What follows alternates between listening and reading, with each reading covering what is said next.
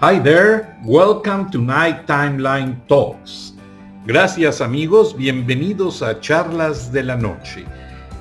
Tonight we are expressing several multi-emphatic situations. Why? Because Mexico and US share not only a longest border, the most cross-border, by documented and undocumented people. I explained it in yesterday's chapter. The similarity on the complexity of the problems is happening. For example, in Mexico, the health department official, Hugo López-Gatell, is being criticized with a lot of memes because his graphics don't show the reality of the number of people dead and do not match the cycles on the ones the coronavirus advance in certain places of the country and when people has to keep isolated. Well, the same way is happening in America since Dr. Fauci, Anthony Fauci, the expert on epidemiology from the White House, was isolated by himself or in quarantine, however you want to call, the same situation is happening. There are more graphics explaining lately that more people is getting ill, especially in Florida and Arizona. And the people who is not using the mouth cover represents a high risk for others, not for themselves, because many people carry the virus, but they don't suffer the symptoms, they don't get ill, especially young people. Their immunologic system is strong enough to support the virus on their body or in their body and don't suffer fevers, don't suffer pains, don't suffer anything. So, where are we going on this situation? By the way, happy Father's Day. Big hug for all the ones who are listening and the potential fathers, young people, because I get a lot of emails from young people. But the sequence of evaluation American government is following is little bit out of synchronization with the reality. And population is starting to be disoriented. Population is desperate going out. Yesterday I walked my dog in the park and many families caught my attention without mouth cover, walking together and trying to get some relaxation, trying to be out and forgot the problems about the coronavirus and about the racial situation. Remember, we are celebrating Juneteenth. 105 years ago in Galveston, Texas, the emancipation of the Slavism was proclaimed. And I am happy about that because they suffered too much. And I was looking in a story on one of the main newspapers. Sorry for the messages. I receive them very often. It's the problem of having a show on radio. Everybody sends comments and situations. Also complaints, but it's okay. It's part of the feedback and I am here to improve. But in one of the central states, Ohio, was a small town where the African Americans established a very prosperous community. They were the richest people on the area. And they create business, factories, stores, and many things. And they were generating jobs. Well, guess what happened? And this is not mentioned on the history books. White population goes and burn their business and also killed them and their families. And they buried them illegally somewhere in the town. Years after, authorities start to investigate, and now, 50 or 60 years later, the story is developed on the mainstream media. It's unfair. It's really hard. Oh, somebody is telling me I don't show my double chin. Okay, I'm showing my double chin, and everyone is writing comments right now on the screen. I don't share with the community because they don't pay me attention. So, it is important. America is coming back to their roots. Even the road is tough and hard. The community has to understand that there is people without good education who is not creating a good environment for African American communities. Let me share something with you. I live in a Jew neighborhood since almost 30 years ago. I was one of the first ones buying a house on this area. And for some reason, a lot of Jews moved to this community. We have a Jew temple, we have Jew restaurants, we have a lot of Jew neighbors.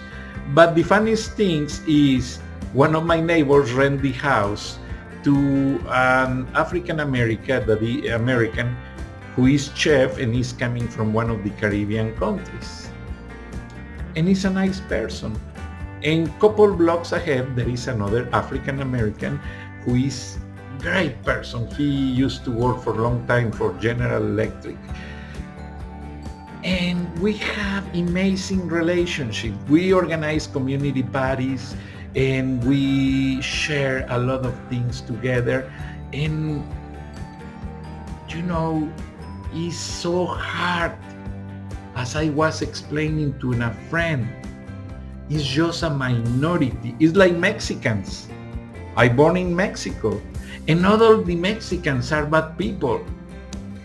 What happens is a small part of Mexicans decide to work or are forced to work for the drug cartels, and that is the problem or the point of conflict. So when Mr. Trump says that Mexicans bring crime, bring drugs and whatever, no, Mr. Trump is a minority, and there is also a minority of white people who commit a lot of crime and people who do a lot of drugs. I saw some people call them white trash. And a lot of white people are involved in the drugs and prostitution business, period. As well Mexican Americans, as well African Americans, as well Asian Americans. But we have to enhance education to avoid that, to help them to get out of that dirty business. The first thing to do is avoid drugs. And I was telling you, I completely agree. Have a severe control on the Mexican-American border and on the checkpoints of immigration in the border, issue permissions to people that is going to work. Very easy. Building companies, restaurant chains, send a list to jobs available to the border and put in a recruitment offices, and the ones are selected has a temporary permission and allow them to get there to do the job. Once the project is completed or the job is done, immigration takes care of help them to return to their origin country. And no trouble, no smuggling backpacks of drugs, no paying expensive fees to the people that smuggle them, called coyotes. Coyotes are the nickname of the smugglers of drugs and people. And by doing that, they erase the trata of people. Because when they smuggle people, they bring young girls and they manipulate their lives and they prostitute them. It's a big problem in America. It's a big business circle. So many problems can be stopped if authorities take care right away. So what we do is take out polemic politics that every politician likes to take to their side the decisions. They making endless speeches and endless initiatives that never work. And America is the most affected country in the world by this situation on immigration. After the Second World War and before, American government have a great system. They send trains to Mexico, to central Mexico, and everything is documented in our Casasola archives, Archivos Casasola. The trains have already instrumented a system. They have recruiters to hire people and physicians that evaluate every candidate. At the time they pass the psychometric study and the physical study, they pay $3 for the service and they were hired. They issue up there a job permit and they get into the train. The train transport to the USA companies all the workers. And companies have enough handwork to do work in the factories, to clean yards, to process food, to do many things. Meanwhile, the American men were fighting as soldiers on the war. And this situation works very good. Besides American ladies, as they speak English fluent, they were ensembling airplanes and bombs in the factories. They also work. And America progress. So there is a lot of situations that if we see as an example, United States can solve the problem of the undocumented immigration in days. They don't need to do huge determinations in the courts, huge determinations on the Congress, torture dreamers and parents, and affect many people. It's evident that United States of America needs workers, needs professionals. United States government is short in physicians, in nurses, in lab technicians, in many people that represent potential jobs. I don't know why they don't use that as reference and bring these people to work documented to America. And they can put rules. The first one who break the rules, goodbye, period. And save headaches. So immigration is manipulated is very manipulated because, as I told you in yesterday's chapter, my friend Hugo Rolando Briceño, ICE special agent, told me, Francisco, immigration is an endless business because many people live of this situation. And for your information, Immigration Department, ICE, Immigration, Citizenship, Enforcement and Customs, they are the only agency from the federal government that don't receive budget. They live from the money people pays for the process or tramitation of papers. You need a green card, you pay 100 and something. You need a citizenship, you pay something of money. You need fingerprints, you have to pay. Is the way they live.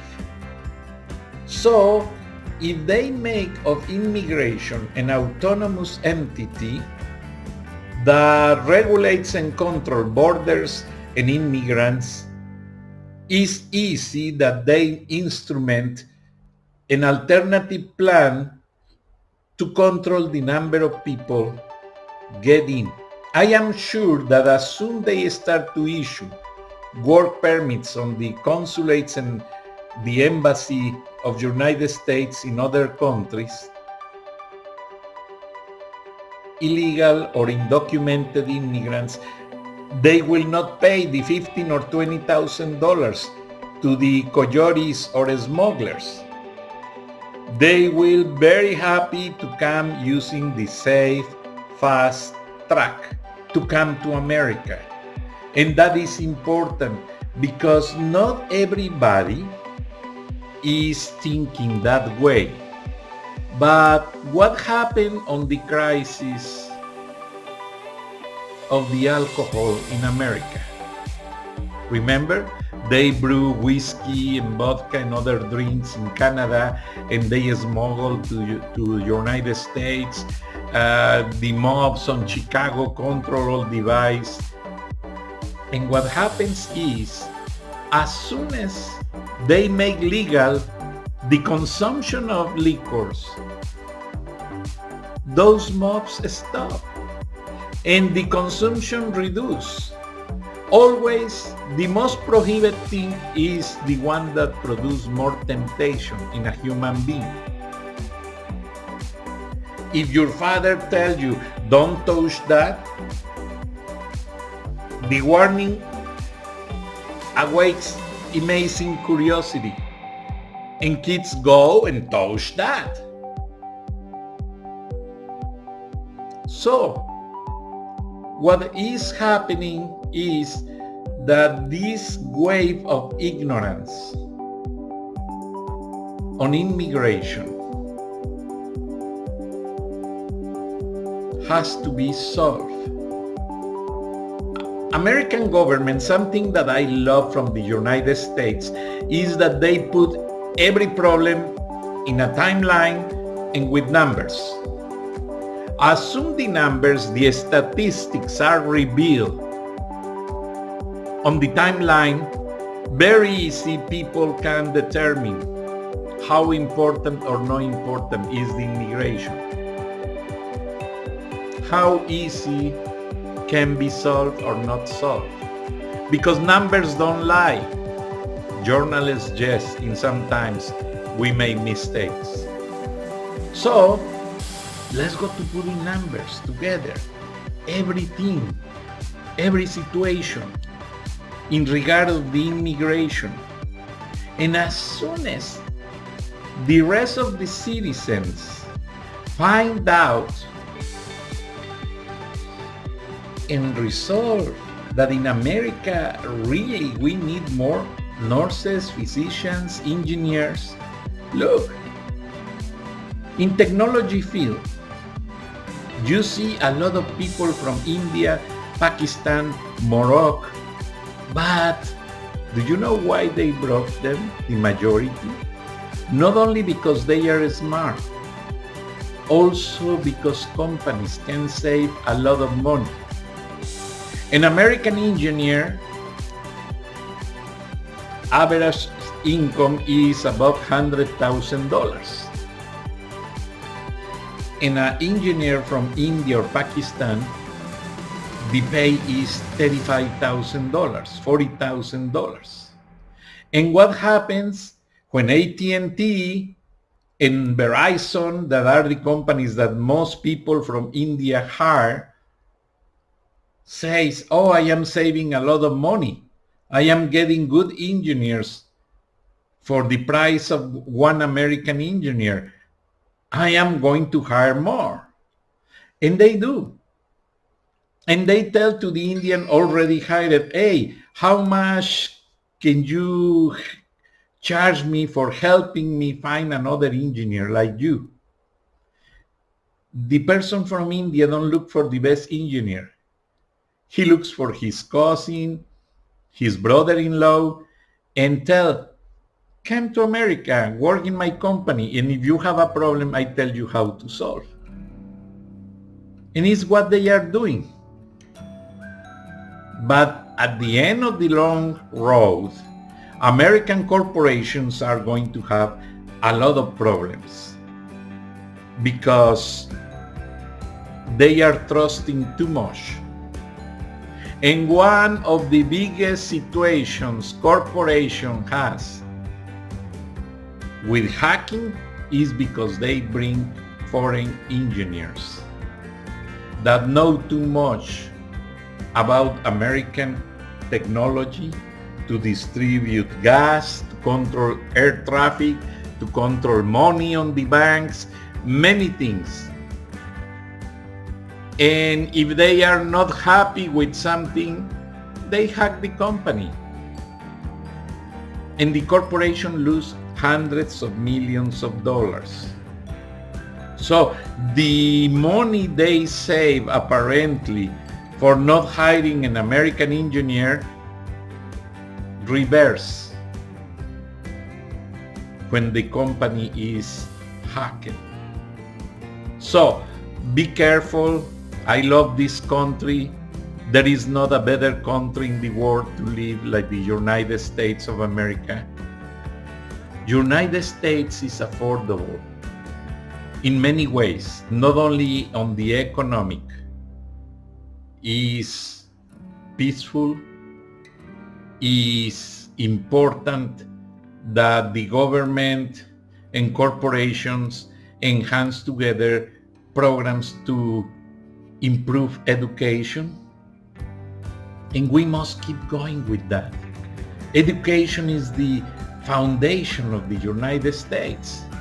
The creator of the education systems in America says that a house without books is like a house without windows. So we must pay attention every time America is trying to import brains, because sometimes they can be very smart, but they should be contaminated with something else. An American can lose the essential constituency of a free country. So America is from the beginning in a country of immigrants. What I agree and I love it. But we must keep that immigrants follow the Constitution and the Pledge of Allegiance to follow this country. It's important. Every time I take my son to the school, one of the things I love most was walking into the hallway and pray, because I consider it a prayer, the Pledge of Allegiance. Because kids needs to keep always in mind that United States could have enemies, foreign and domestic. and it's the time is happening. And it's the time we must protect America.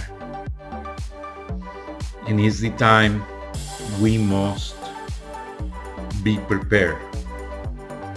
Because United States is a unique country that distributes a model of freedom, a model of stability. Many dictators try to manipulate the world, but democracy from America transpires and inspires others to follow a such model of democracy, a such model of peace. And we can live in a democratic world if we don't have a real democracy. Many politicians make up their governments as a democratic government, and they are not. They are inspired in the torture, in the manipulation, and the violation of the principles of freedom and human rights. We must stop that. America is a country that put an example in the world. Many people can criticize President Trump, President Obama. I do it. Yes, everyone makes mistakes. Everyone is out the box in sometimes. But it's evident that is a country that still keep the benefits of democracy for their own citizens. And we must protect that. I love the polemic in America that Nancy Pelosi say something, Chuck Schumer say another thing, the representative from Republican Party say another thing. That is freedom, pure freedom. And we talk about that, and one likes to keep open the border, others like to regulate immigration. Everybody has their own point of view and can freely express on the media, and nobody attacks them. That is the benefit of living and do politics in America. In other countries, just look my native Mexico, the country where more journalists are killed in the last 2 years. And nobody, no other country in the world killed more journalists as Mexico. If you put Afghanistan, Iran, Iraq, Saudi Arabia, and Syria together, they don't match and exceed the number of journalists dead like the ones happened in Mexico. We need to do something. We need to protect the First Amendment and export that principle.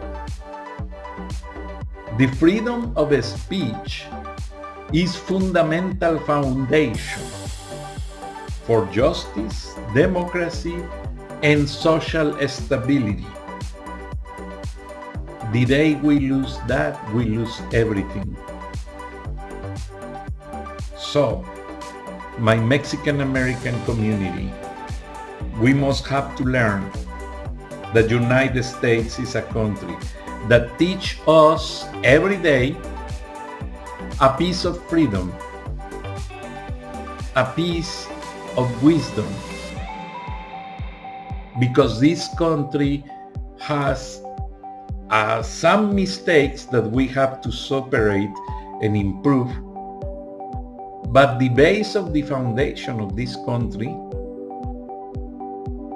has the principles of a model of country that can inspire others, the republic, the democracy, the respect to the freedom of speech.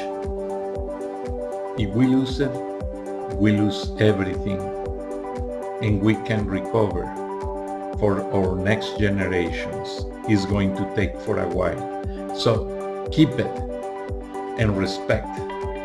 Have a good night. I talk to you tomorrow. Thank you.